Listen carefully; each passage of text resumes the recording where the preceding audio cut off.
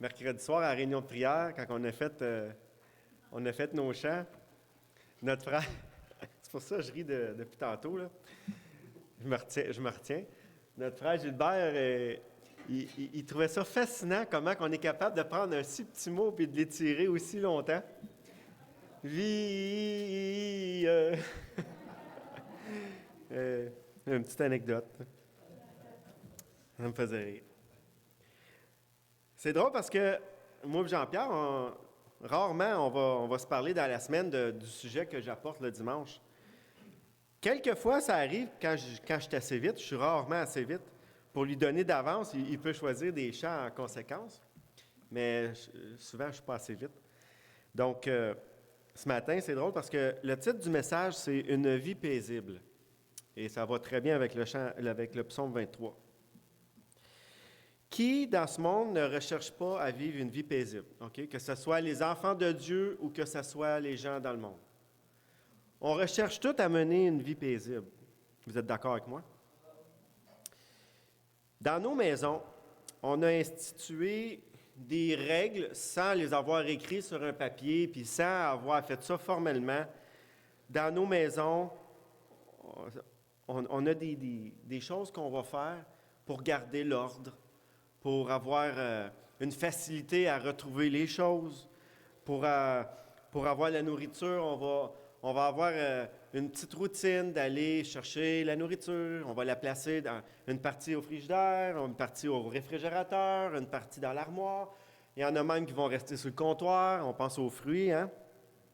Il y a plein de choses, sans s'en rendre compte, on est comme un mini-gouvernement à la maison. Hein? On va gérer les choses. On va gérer, avoir tout ce qu'il y a de besoin pour la salle de bain. C'est important. Si vous venez pour aller à la salle de bain et il n'y a jamais ce qu'il y a besoin, ça va aller mal. Vous êtes d'accord avec moi? Ça prend du savon, ça prend de la pâte à dents, ça prend plein de choses. Dans nos maisons, on a un ordre qui s'établit inconsciemment, sans qu'on l'écrive. Il y a une gouvernance. Puis, s'il n'y aurait pas ça, OK, imaginez, là, il n'y a pas de discipline pour aller chercher la nourriture. Il n'y a pas de discipline pour l'ordre dans la maison. Il n'y a pas de discipline nulle part dans rien. Puis il n'y a pas un endroit précis pour chaque chose. Imaginez. S'il n'y avait pas une salle de bain. C'est important, la salle de bain. S'il n'y aurait pas un lit, un endroit pour aller dormir, un endroit pour manger. Voyez-vous la structure? Voyez-vous l'importance d'être un minimum d'ordre? Puis ça, là, ça se fait naturellement. On le vit avec nos parents nous le montrent. Dans nos pays, c'est la même chose. Il y a un gouvernement qui structure la vie commune, la société. Puis, il y a des directeurs dans ça qui partagent les ressources puis qui appliquent avec des règlements pour essayer d'avoir une uniformité. C'est pas facile. Le but de ça, c'est d'avoir des services que tout le monde peut profiter pour mener une vie paisible. Malheureusement, autant dans nos maisons que dans nos gouvernements, on n'arrive pas tout le temps à avoir le niveau de paisibilité qu'on souhaiterait. Vous êtes d'accord? Autant dans la façon que les pays sont gouvernés, que nos maisons sont gouvernées. Il y a deux personnes d'une même maison, il y en a un qui n'est pas pareil comme l'autre qui est plus lousse, l'autre qui est plus tête. Dans nos églises, c'est un petit peu la même chose. Le Seigneur, il nous donne des instructions dans la parole de Dieu pour vivre notre mission dans la foi, premièrement. Puis ce matin, on va regarder la parole de Dieu pour comprendre le plan du Seigneur pour nous à Tourceau.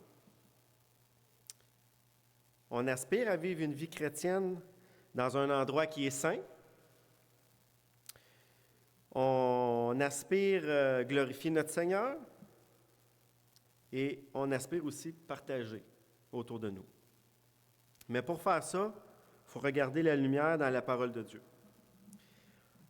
On souhaite, par-dessus tout, être des bons dispensateurs de la grâce de Dieu. Hein? Je ne sais pas avec qui que je parlais de ça ce matin, ils m'ont dit qu'il y a plus de plaisir à donner qu'à recevoir. Vous avez reçu la grâce de Dieu un jour, mais on doit avoir le plaisir de la transmettre maintenant. Pas parce qu'elle vient de nous, mais parce que nous, on sait d'où elle vient. Et on peut conduire les gens à cette source-là. Pour faire ça, On doit être des bons administrateurs de la mission que Dieu nous a confiée. On doit d'abord se mettre à genoux. C'est la première chose à faire. Humblement, dans notre cœur, sincèrement. Bon, physiquement, oui, on peut se mettre à genoux physiquement, c'est correct, mais quand on dit se mettre à genoux, c'est notre être, notre corps, notre cœur s'incliner devant le Seigneur. Implorer sa grâce pour nous chaque jour.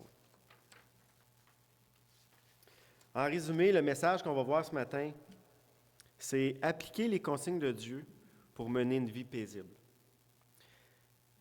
Même dans les difficultés, d'ici jusqu'au jour où on va être dans le Seigneur, c'est possible de vivre une vie paisible dans les moments les plus difficiles. On va voir 5 recommandations dans la parole de Dieu ce matin. Il y a plusieurs passages qui nous aident à comprendre comment on doit gérer le ministère à Tursault. Et pour le peuple de Dieu, qui est nous, pour qu'on soit bien nourri, on doit avoir un endroit qui est favorisé dans la sainteté, dans la joie. Et on va regarder ce matin où est-ce qu'on voit ces choses-là. Si on n'est pas bien ensemble dans le Seigneur à Tursault, comment est-ce qu'on va pouvoir témoigner l'amour aux gens autour de nous de Dieu? Ça commence premièrement avec ses enfants ici. Les 5 points qu'on va voir ce matin, c'est d'abord et avant tout des dirigeants dans l'Assemblée qui cherchent d'abord et avant tout le royaume de Dieu. Ça, c'est très important. On va voir que ça prend des serviteurs qui ont un bon témoignage. Parce que comment tu veux témoigner à quelqu'un de l'amour si tu n'en as pas toi-même? On va voir des exhortations qui sont données aux dirigeants. Puis ces exhortations-là, c'est bon de les voir comme dirigeants, puis comme ceux qui se font diriger par les dirigeants. Les exhortations sont bonnes pour les deux parties. On va voir que ça prend de la sagesse, autant pour vous que pour ceux qui dirigent. Et le 5e point, ça prend des brebis qui prient pour les conducteurs. Ce n'est pas un travail qui se fait tout seul. Le conducteur d'autobus, là, s'il n'y a pas de mécanicien autour de lui, là, à un moment donné, l'autobus va arrêter et il ne repartira jamais. Parce que le conducteur ne peut pas être à la fois conducteur, mécanicien, il ne peut pas tout faire. C'est un travail d'équipe. Et ce matin, c'est ça qu'on va regarder ensemble. Comment mener une vie paisible dans la grâce de Dieu, tout en accomplissant la mission et en supportant les épreuves qu'on vit chaque jour. Et la parole de Dieu est magnifique et merveilleuse. Vous allez tourner dans le premier qu'on va regarder ensemble, c'est dans Matthieu 6, 33.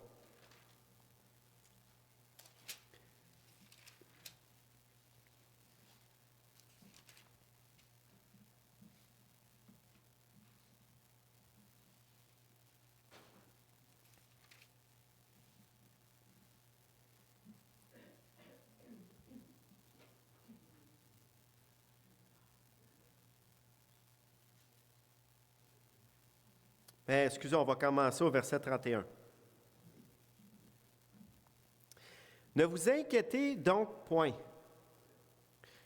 Ne vous inquiétez donc point. Et ne dites pas que mangerons-nous, que boirons-nous, de quoi serons-nous vêtus.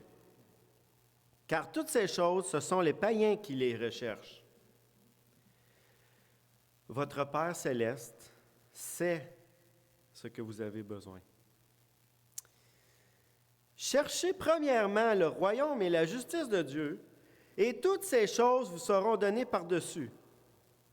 Et il répète au verset 34, il commence en disant ça et il termine en disant ça. Ne vous inquiétez donc pas du lendemain, car le lendemain aura soin de lui-même. Chaque jour suffit sa peine. Es-tu riche, es-tu belle la parole de Dieu? Hein? On va regarder ça ce matin en détail, ce premier point-là. Pourquoi qu'on dit que les dirigeants doivent d'abord et avant tout chercher le royaume de Dieu? Là, vous allez dire, hey, wow, c'est pas que les dirigeants, c'est tout le monde. Vous avez raison. Mais pourquoi d'abord et avant tout, je veux exhorter, je veux que vous soyez conscients que les dirigeants, c'est ça qu'ils cherchent d'abord et avant tout. Parce que si nous autres, on n'a pas de paix dans notre cœur et on n'a pas de ferme assurance dans notre ministère, comment vous autres, vous allez savoir que vous êtes à la bonne place? Comment vous autres, vous allez pouvoir continuer de propager cette paix-là avec joie et assurance si les dirigeants ne l'ont pas, premièrement, eux autres aussi. Oui, c'est vrai que tout le monde doit l'avoir, mais aussi ceux qui vous dirigent.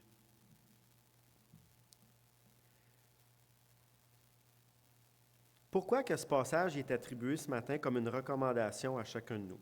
Pourquoi qu'on doit chercher d'abord et avant tout le royaume de Dieu? Parce que si Dieu il dit que c'est les païens qui s'inquiètent puis qui cherchent les choses du monde, puis que lui, il est là puis qu'il prend soin de nous, puis qu'il nous dit de chercher d'abord et avant tout les choses que lui a préparées pour nous, c'est parce que si on veut mener une vie paisible, si on ne veut pas s'inquiéter de rien, il ne faut pas s'inquiéter de nos choses à nous. Parce que c'est lui qui prend soin de nous. Vos enfants dans la maison, ils s'inquiètent-tu de manger, de boire et de s'habiller? Mais non, les parents prennent soin d'eux autres. Mais les parents s'attendent quoi des enfants? Qui écoutent ce que le papa et la maman ont dit. Nous, ce qu'on demande aux enfants, c'est pas d'aller faire l'épicerie puis de faire le repas. C'est ramassez-vous, respectez-vous, aimez-vous. Le papa et la maman, dans une maison, ils veillent à l'ordre dans la maison. Ils donnent l'amour aux enfants qui ont besoin. Ils prennent soin de tout ce que les enfants ont besoin. Les enfants doivent faire ce que les parents demandent. C'est la même chose avec nous. Si le Seigneur, il nous dit, cherche d'abord le royaume de Dieu, et toute chose te sera donnée par-dessus. Ça veut dire, nos pensées de chaque jour doivent être ce que je fais en ce moment, là où je suis. Est-ce que je glorifie Dieu? Est-ce que je cherche la gloire de Dieu dans ce que je fais, dans ce que je dis, dans la manière que je parle, dans la manière que j'agis? Est-ce que je cherche d'abord et avant tout le royaume de Dieu ou mes propres besoins, à mon petit moi? Ici, le texte est en train de tourner notre vision qui est sur nous, et la tourner vers Dieu pour accomplir le plan de Dieu, et Dieu va s'occuper de nous. Les dirigeants de nos assemblées, pour mener une vie paisible, doivent avoir cette vision-là. Et vous devez voir dans nous cette vision-là. Vous devez voir dans les dirigeants à Tursault qu'ils aiment le Seigneur et qu'ils cherchent d'abord et avant tout son ministère. Et lui, il va prendre soin de nous après. Donc, quand on disait tantôt, il y a plus de bonheur à donner qu'à recevoir, j'aime donner mon temps pour le Seigneur. Et j'ai vraiment l'impression que je fais de quoi de bien. Et c'est aussi ce que la parole de Dieu nous enseigne, de chercher d'abord le royaume de Dieu. Et le fait de chercher d'abord le royaume de Dieu va faire en sorte qu'on va voir une différence entre nous et les gens du monde. Quand les gens du monde ils se rencontrent, ils partagent leurs différends, ils partagent leurs difficultés, c'est tout le temps ce qui est centré sur eux. Nous, on va partager des choses que le Seigneur a mis dans notre cœur. On va partager des choses qu'on fait pour le Seigneur. On va partager une lecture qu'on a faite pour le Seigneur. On va voir des différences à tous les niveaux, si on cherche d'abord et avant tout le royaume de Dieu. C'est une grande promesse, puis ça doit être une priorité dans nos vies, autant à vous qui est là qu'à nous qui est derrière. Ça, c'est notre premier point pour mener une vie paisible. Cherchez d'abord et avant tout le royaume de Dieu. Ensuite, on a dit que le deuxième point, c'était des serviteurs au bon témoignage. On va tourner dans Jean 5.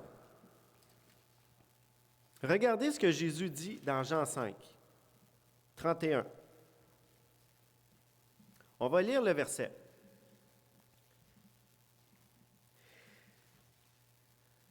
Ceux qui ont les Bibles avec l'écriture de Jésus en rouge, vous voyez vraiment clairement que c'est Jésus qui parle. Mais je vous l'affirme, je vous le confirme, c'est Jésus qui parle. Si c'est moi qui rends témoignage de moi-même, mon témoignage n'est pas vrai. Écoutez là, le Dieu du ciel qui dit, si je rends témoignage de moi-même, mon témoignage n'est pas vrai. Il y en a un autre qui rend témoignage de moi. Je sais que le témoignage qu'il rend de moi est vrai. Vous avez envoyé vers Jean et il a rendu témoignage de moi, de la vérité, excusez. Pour moi, ce n'est pas d'homme que je reçois le témoignage, mais je dis ceci, afin que vous soyez sauvés. Jean était la lampe qui brûle et qui luit. Si on n'a pas un bon témoignage, qu'est-ce que les autres vont dire de nous? C'est extrêmement important. Le ministère de la parole de Dieu ne peut pas se répandre si notre témoignage n'est pas bon. Oubliez ça. Je vous mets un exemple. Okay? Je fais quelque chose de vraiment grave. Là. Moi, là, qui vous parle à tous les dimanches, à tous les mercredis, qui vous encourage, puis je fais le contraire de ce que je dis. Allez-vous être là dimanche prochain? Je pense pas. Je pense pas. Votre témoignage est extrêmement important. Ça ne veut pas dire que vous êtes des personnes parfaites, écoutez bien. Puis ça ne veut pas dire que je le suis non plus. Mais comme Jésus a dit lui-même, d'abord, avoir reçu le témoignage de Jean, qui préparait le terrain pour Jésus, pour la venue de Jésus, pour bien entreprendre notre ministère à Turceau, que ce soit vous dans vos discussions avec les gens, que ce soit vous au travail, avec vos voisins, dans l'Église, on doit agir, on doit regarder notre modèle parfait. Puis notre modèle parfait a dit de lui-même que quelqu'un d'autre devait rendre témoignage de lui. On ne peut pas se justifier nous-mêmes. On ne peut pas se vanter nous-mêmes. Chose à ne pas faire. Mais si nos paroles et notre vie dans le Seigneur, si ce qu'on lit, on l'applique, on le met en pratique, puis on le vit vraiment, là, le témoignage va avoir sa force. Sur ça, je vous apporte une petite anecdote. Il faut que je fasse ça vite.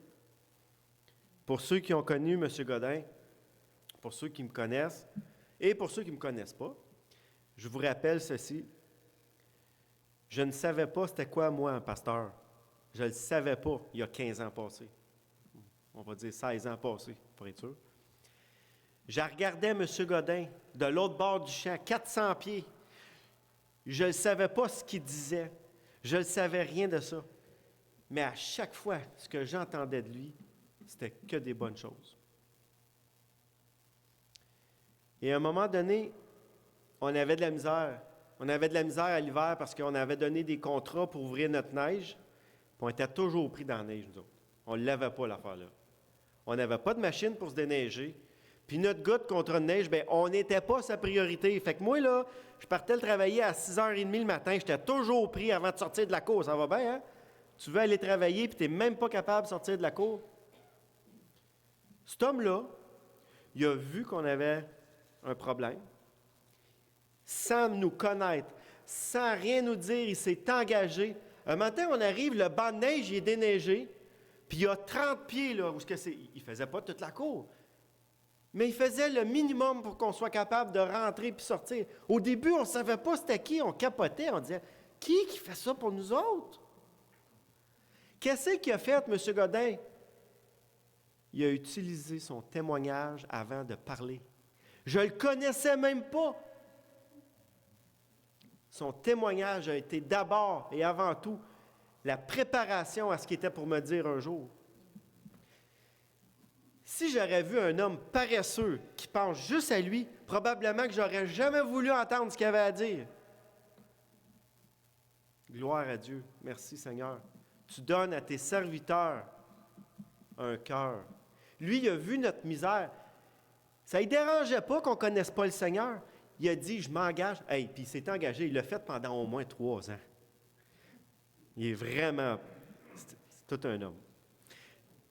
Puis, à un moment donné, bien, il m'a dit, Carl, il dit, si tu veux, là, les clés sont toujours dessus. M. Godin n'avait pas peur de rien. La porte du garage était toujours ouverte, les clés étaient toujours dessus. Il a dit, viens n'importe quand, la nuit, le jour, prends-les, puis il dit, déneige toute ta cour. Moi, j'étais là, voyons, c'est pas normal, ça. Il ne me connaît pas, il ne sait même pas si je vais faire attention à son tracteur. Ça, là, vous n'avez pas idée qu'est-ce que ça a fait dans ma vie. Ça l'a préparé mon cœur à recevoir la parole, son témoignage. C'est ça que Jean-Baptiste l'a fait quand il a parlé de Jésus qui s'en venait. Il préparait le terrain. On doit avoir des dirigeants qui ont un bon témoignage. Pas des dirigeants parfaits, mais qui ont un bon témoignage, qui ont du cœur.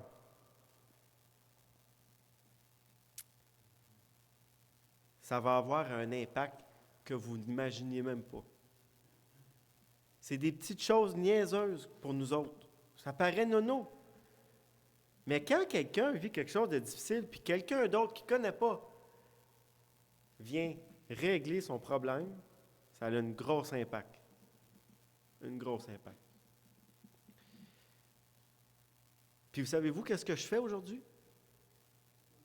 Le Seigneur m'a donné un beau tracteur, puis je déneige 3 entrées.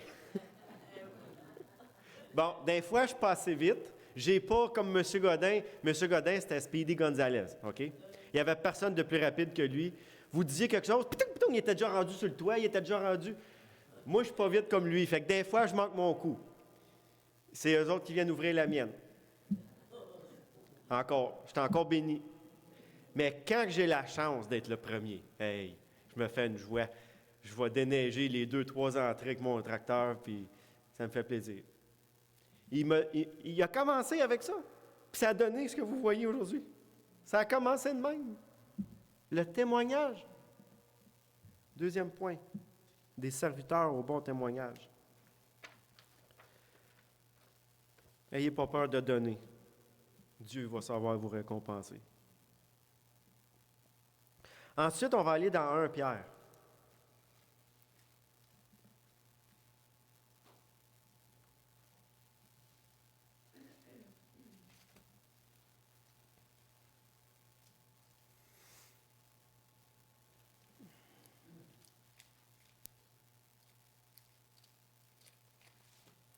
« 1 Pierre, chapitre 5, verset 1. 1 Pierre, chapitre 5, verset 1. « Voici les exhortations que j'adresse aux anciens qui sont parmi vous. Moi, ancien comme eux, témoin des souffrances de Christ et participant de la gloire qui doit être manifestée, paisez le troupeau de Dieu qui est sous votre garde, non par contrainte, mais volontairement. » Est-ce que M. Godin il était obligé de venir ouvrir mon entrée? Non. Il le faisait volontairement. Paisez le troupeau de Dieu qui est sous votre garde, non par contrainte, pas parce que je n'ai pas le choix puis c'est un fardeau, mais volontairement selon Dieu. Non pour un gain sordide. Monsieur Godin, il est-tu venu moi me dire « Hey, là, ça fait 3 fois que je donnais ton entrée, tu m'emmènerais-tu un petit 5 gallons de diesel? » Il a donné sans regarder, sans rien attendre en retour. Non pour un gain sordide, mais avec dévouement. Est-ce que je voyais un homme dévoué, un homme de 70 ans, se lever à 5 heures le matin, à moins 25, pour venir ouvrir mon banc de neige, à moi, qui ne connaît pas? C'est ça, un dévouement. J'ai eu une grâce de Dieu d'avoir ce modèle-là qui a atterri à côté de mon travail. Sans connaître Dieu, j'ai appris à connaître Dieu en partant. J'ai appris à voir les bontés de Dieu qui se manifestaient dans les œuvres de cet homme-là. Non pour aller au ciel, mais parce que Dieu habitait dans son cœur. C'était un homme dévoué. Et il dit non comme dominant sur ceux qui sont échus en partage, mais en étant des modèles pour le troupeau. Si nous, les dirigeants de l'Église de Tursault, on n'est pas des bons modèles pour vous, allez-vous être des bons modèles à la maison? On enseigne la parole de Dieu, on se rencontre pour vivre selon Dieu. Ça, c'est pour les dirigeants, mais c'est aussi pour vous, pour savoir comment trouver, comment choisir les bons dirigeants. Avec dévouement. Puis pas du monde qui démontre de dominer sur vous autres. J'espère que je ne vous ai jamais fait sentir ça. Je suis égal à vous. J'ai juste une responsabilité différente. Le Seigneur m'a donné une tâche différente, mais je suis égal à vous. Et je m'efforce, jour après jour, d'être un modèle pour mes enfants premièrement, pour vous et pour les gens autour de moi. C'est ça que la parole de Dieu nous demande. Et clairement, la parole de Dieu elle s'adresse à nous ce matin.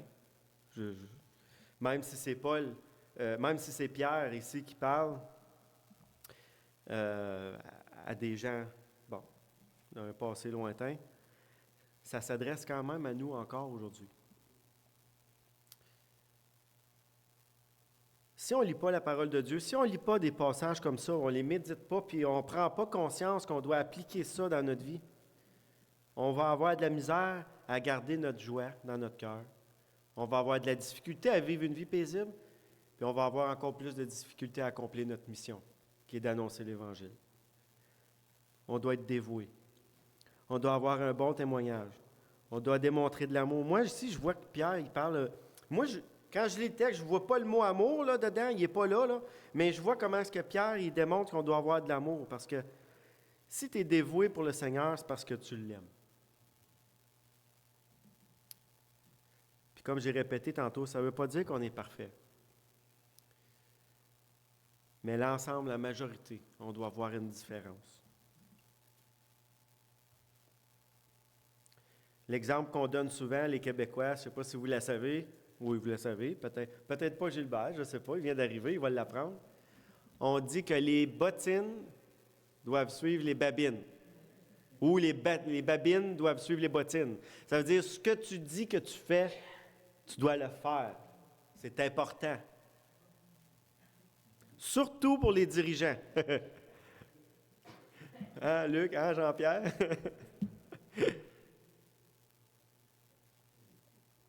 Puis, si on applique la parole de Dieu, OK? Je dis bien si. Si on s'efforce à ces choses-là, pensez-vous pas que le Seigneur va retenir les bénédictions en haut? Moi, je pense qu'ils vont couler. Puis ils vont être grandes. Puis dans l'Esprit de Dieu qui est dans notre cœur, on va être capable de voir l'amour, la joie, la paix, la bonté, la bienveillance, la douceur et la maîtrise de soi. Qu'on retrouve ça où? Galates 5, 2, 2.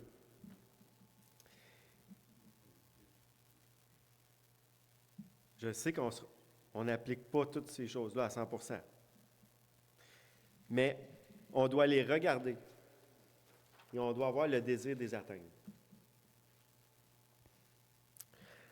Vous allez tourner dans Acte 6.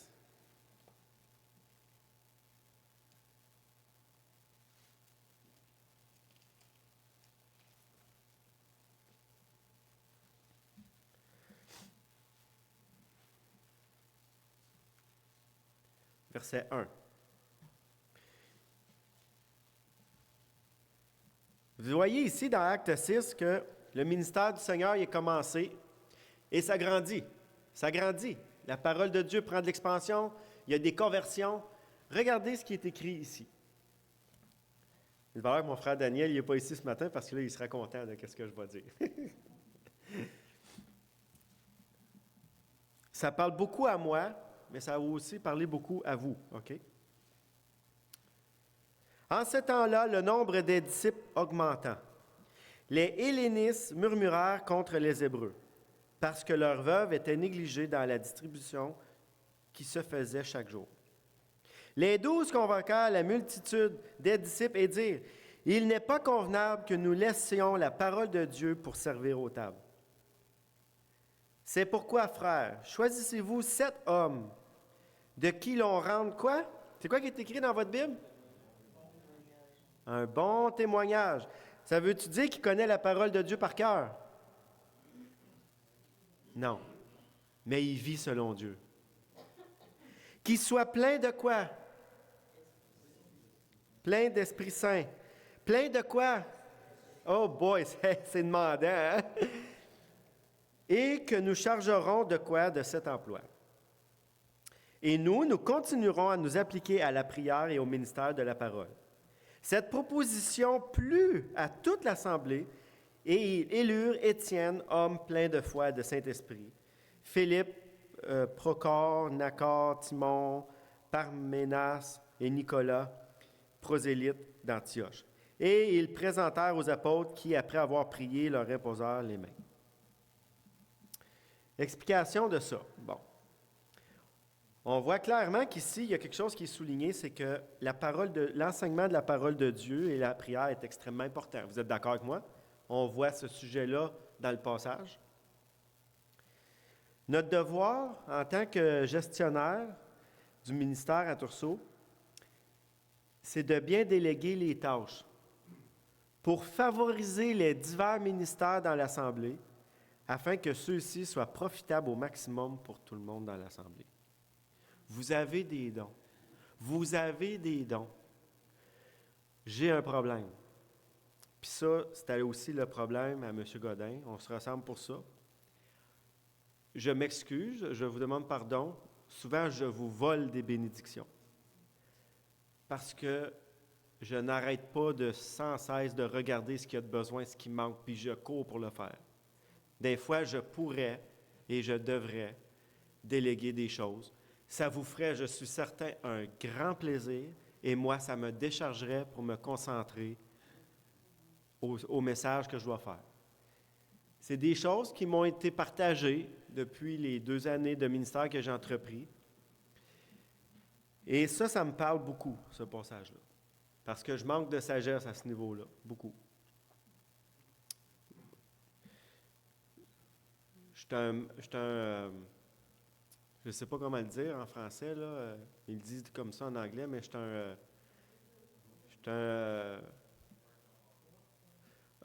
j'aime pas workaholic, là. Il y en a un autre nom, là, ils appellent ça un mangeur un man, en tout cas, c'est pas grave, là. Mais j'ai tellement le désir, ceux qui me connaissent, je suis perfectionniste. J'aime que les choses soient à leur place, j'aime que tout soit bien fait, le mieux possible, le mieux classé possible, le mieux... Puis, perfectionniste, puis c'est un gros défaut, parce que souvent, je manque j'aurais pas confiance, parce que je me dis, moi, je vais le faire mieux que toi. Vous comprenez?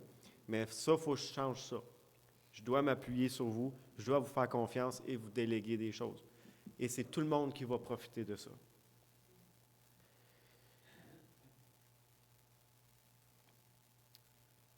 La sagesse, elle commence quand on commence à voir le besoin et quand on commence à demander au Seigneur de nous aider.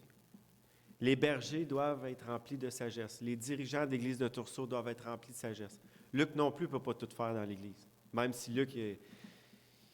Tu sais, quand il y a une place, le Seigneur, il dit au début, là, quand Moïse il est avec le Seigneur sur la montagne, puis que le Seigneur il dit à Moïse, « J'ai donné des dons pour construire le tabernacle de Dieu. J'ai donné des dons à des hommes. » Mais Luc, le Seigneur, il en a donné beaucoup. Mais ce n'est pas parce que Luc a beaucoup de dons qu'il faut qu'il fasse tout seul. Luc a le droit d'avoir de l'aide. Je suis sûr qu'il y a plein d'autres dans l'Église qui ont plein de talents. Puis, grâce à Dieu, on a un cours qui va débuter bientôt. Vous avez déjà été exposé. Il y a le maître et son disciple qui va commencer. Vous allez être exposé à comment ça va s'entreprendre, comment ça va se faire. On voit que tout le monde met un petit peu la main à la pâte, puis je vous rends gloire, je vous rends honneur pour ça, parce que vous êtes un peuple qui veut servir le Seigneur. Je vois des gens ici qui veulent servir le Seigneur, puis on va vous faire de la place. Inquiétez-vous pas. Je vais arrêter de tout voler les ministères. Puis je le fais pas parce que... Je le fais juste parce que je veux vraiment que le Seigneur soit glorifié, puis c'est de bon cœur. Pour terminer, on va regarder 1 Timothée 2.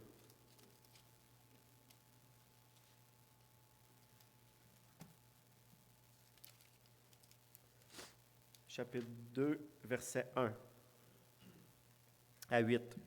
Vous avez constaté que sur notre tableau, dans la salle à dîner, il y a une prière. Hein?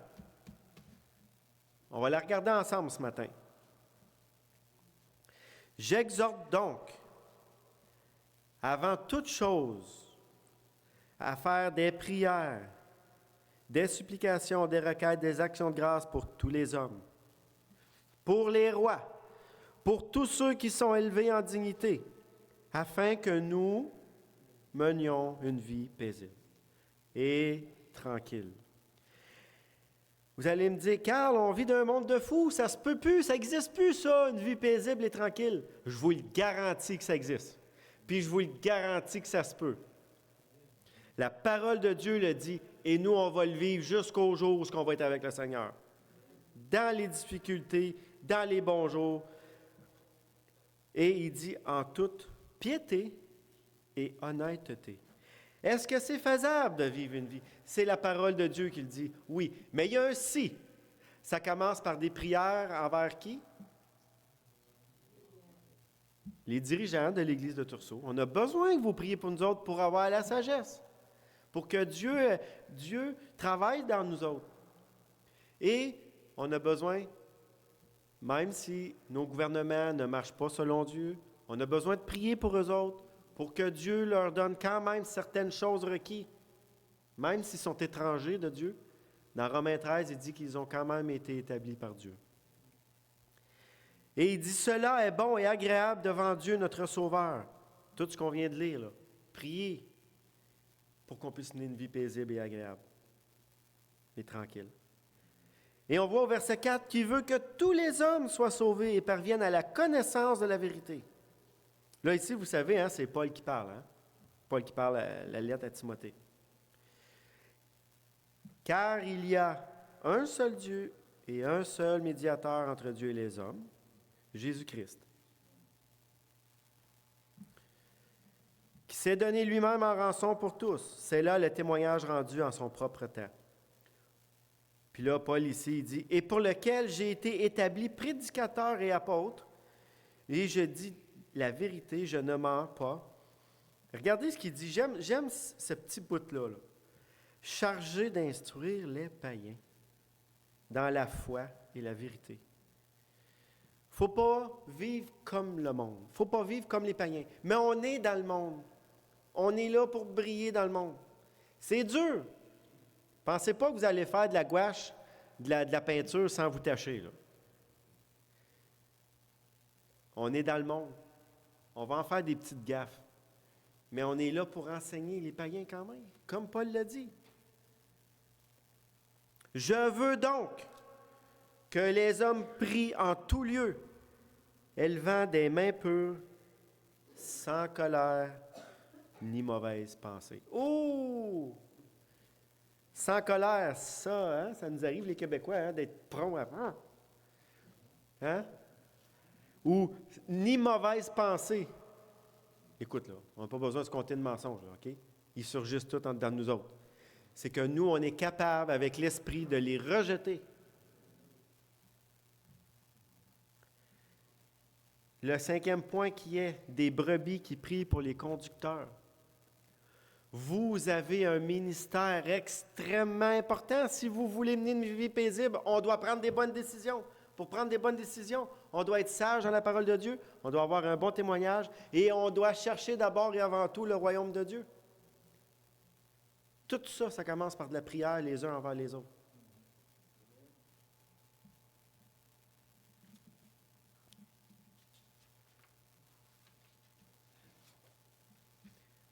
Donc, ce matin, ce qu'on retient, c'est que on ne doit pas se relâcher dans la prière. Oui, pour nos familles, nos amis qui ne connaissent pas le Seigneur, il ne faut jamais se lâcher. Mais il faut prier pour que Dieu donne à moi, Luc, Jean-Pierre, puis à vous, la sagesse et le désir de le servir. Le servir, non parce qu'on veut recevoir en retour, parce qu'on veut avoir la joie dans notre cœur de donner la grâce que Dieu nous a donnée. D'avoir la joie dans notre cœur de tout simplement être conscient que Dieu nous donne un privilège de participer à son œuvre. Et tout contribue, tout ce qu'on fait dans le Seigneur, pour le Seigneur, contribue à l'œuvre de Dieu. Que ce soit passer le balai, que ce soit faire un bon repas, que ce soit parler du Seigneur à quelqu'un sur la rue, que ce soit préparer le message le dimanche, que ce soit préparer le message le mercredi soir, que ce soit quelqu'un qui va apporter un petit témoignage, on ne sait pas, Tout doit être fait pour la gloire de Dieu Et si on cherche la gloire de Dieu et son royaume en premier, lui va nous donner quoi? Une vie paisible, tranquille, dans les épreuves, dans le monde difficile qu'on vit. Je ne suis pas en train de jouer à l'autruche, là. Je ne vous fais pas croire que... Non, c'est que dans l'épreuve, dans les difficultés, on va être capable de sentir la grâce de Dieu dans nos vies. On va être capable de dire aux gens, oui, je souffre, oui, j'ai mal, oui, j'ai de la peine, mais je sais en qui j'ai cru. Je sais en qui j'ai cru. Et je sais qu'il est au contrôle de toutes choses. J'espère que ce matin, ça vous encourage à mener une vie paisible. Ça part de où? Ça part de la prière et ça part d'une bonne intention dans le Seigneur pour les dirigeants et aussi pour vous. Et si on fait ça, la champlure, elle va s'ouvrir puis les bénédictions vont tomber du ciel. On va être dans une joie qu'on ne sera même pas capable d'expliquer. Autant qu'on peut être dans une grande souffrance, une grande peine, le Seigneur, au même moment, en même temps, il peut permettre. Vous savez, quand vous regardez une falaise, là, quand vous la regardez, vous êtes capable de voir le bas et le haut en même temps. Hein? Les deux sont là en même temps. Mais dans la vie, c'est comme ça.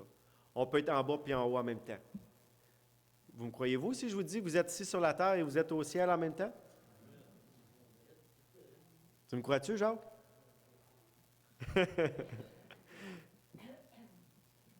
Le Seigneur nous prépare une place au ciel. Notre place est déjà là. Donc, oui, on vit les souffrances, les difficultés d'ici-bas, mais on sait qu'on est déjà là, prête. On a déjà une place prête pour nous autres. Ça va faire toute la différence dans notre vie.